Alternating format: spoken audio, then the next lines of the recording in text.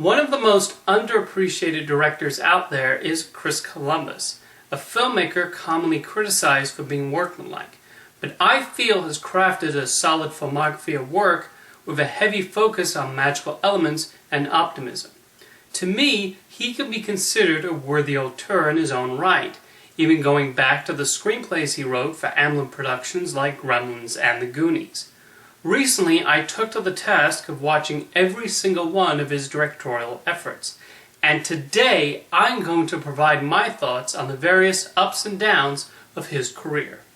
First off the bat was Adventures in Babysitting, his chance to leap into the director's seat after seeing other filmmakers bring his screenplay ideas to the screen.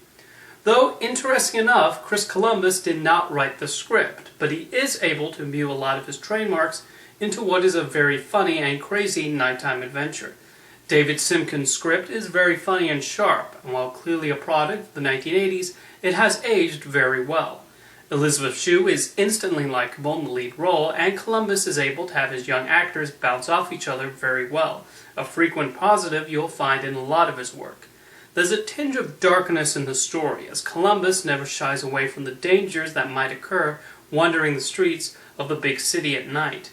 However, he always remembers this is supposed to be a fun comedy, and never goes too overboard. For his first feature film, we already got a sense of this solid director and what he would deliver in the future. Heartbreak Hotel was written by Columbus, and despite its occasional cheesy moments, there are also scenes of genuine charm. By all counts, it's a complete fantasy as a teenager kidnaps Elvis Presley and forces him to date his mother. However, a lot of his films are about impossible dreams coming to life, with this film certainly fitting the bill. Charlie Schlatter is a solid lead and does a good job of showing the emotions his character goes through. David Keefe's portrayal of Elvis is a complete caricature, and probably not an accurate take on the man. But this is merely a light comedy, and not all to be taken seriously. Admittedly, it's a little too light, and the script could have used some further punch-ups. It's a fairly standard, middle-of-the-road effort, but as I said, it holds the occasional charm. Home Alone is one of those films that feels like a lot of people have seen, as it's an annual tradition for plenty of folks. And for good reason. This is basically the start of John Hughes writing slapstick family films, and it's undoubtedly the best of the lot, which I credit to Chris Columbus. The hijinks that ensue when Kevin is left alone and sets the traps for the burglars are frequently hilarious, as he indulges in all-out childhood fantasies. This is one of those examples of a live-action cartoon done correctly, as Columbus is able to highlight the pain without becoming unnecessarily gruesome. We root for Kevin to reunite with his family because we see he does care for them despite the bad times. And the story with the next-door neighbor will always be a touching one. Throw in a fantastic score from John Williams, and it's not hard to see why this was such a smash hit that continues to resonate with many people, whether they saw it on the big screen or was introduced to it later on. With Only the Lonely, Columbus went for a touching love story, not unlike the classic film Marty. Featuring easily one of John Candy's best roles, there's an instant charm to the film as we see his Danny Muldoon fall for a funeral makeup artist played by Ali Sheedy. The chemistry is very sweet, mainly because it's not the typical Hollywood romance, and the film also presents a positive image of introverts along with it.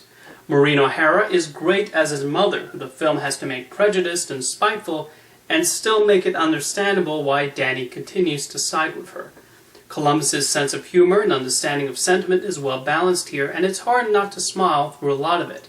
And like a lot of romantic comedies, we root for the lead couple to get together. This film was sadly instantly forgotten shortly after its release, but if you see it pop up on Netflix, it's worth a watch. For Home Alone 2, Kevin was taken out of his home and to New York. And that's basically it. With the huge success of the first film, a sequel was obviously going to happen, and there were certainly a number of roads they could have taken. So it's disappointing that Lost in New York is just the first film all over again, just in a brand new location. The gags are not as funny, the reason for Kevin ending up alone again is contrived, it's one big commercial for the Big Apple, and Macaulay Culkin comes off as smarmy rather than likable here. Not even the presence of Tim Curry as a hotel manager was enough to elicit smiles from me. To me, this is an example of the worst kind of sequel, which takes all the spark of the first film and does absolutely nothing to really continue the story or develop the characters. This feels more like it was made out of contractual obligation rather than because there was a strong idea on the table. Chris Columbus's next batch of films would truly highlight his tendency to make comedy with sentimental drama, though Mrs. Doubtfire is definitely the best of that group. I would say it's the best film he's done to date. Robin Williams is in top form here, being given a character that allowed him to completely transform. Thanks to a brilliant makeup team, he truly became a believable Doubtfire, took full advantage of the role. Seeing him continually trying to stay in character, and of course his penchant for manic energy is all there on the screen, and it certainly has everything we praised Williams for. The screenplay does not shy away from the drama that entails when divorce enters the family picture, and Columbus never softens it, especially in showing how the children are affected. When Columbus goes for the heartstrings, he succeeds, and while he shows what a great father Daniel is, the less admirable traits are out there in the open too. Mrs. Doubtfire strikes the right balance, and there's a reason it showed on television a lot over the years. Over 20 years later, it still holds up, and that's mainly because Chris Columbus made it more than just a cross-dressing comedy. 9 Months was a noble effort to follow up Mrs. Doubtfire with a similar combination of comedy and drama, this time focusing on the topic of childbirth, though it ultimately amounts to a fairly forgettable affair. Hugh Grant is almost miscast as a child psychologist, and there are points where we start to wonder why we're supposed to root for him.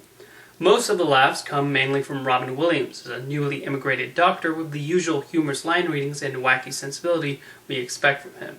The climax, while rather ridiculous, is also funny in how far Chris Columbus pushes the desperate rush to the delivery room.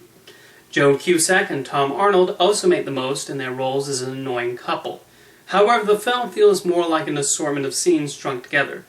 There are odd tangents, like when Grant imagines Julianne Moore as a giant insect, and while a couple of bits are occasionally heartwarming, there are also points where it ventures heavily into sappiness. It's an odd little film with moments of merit, but it doesn't quite stick in a way that makes it anything special.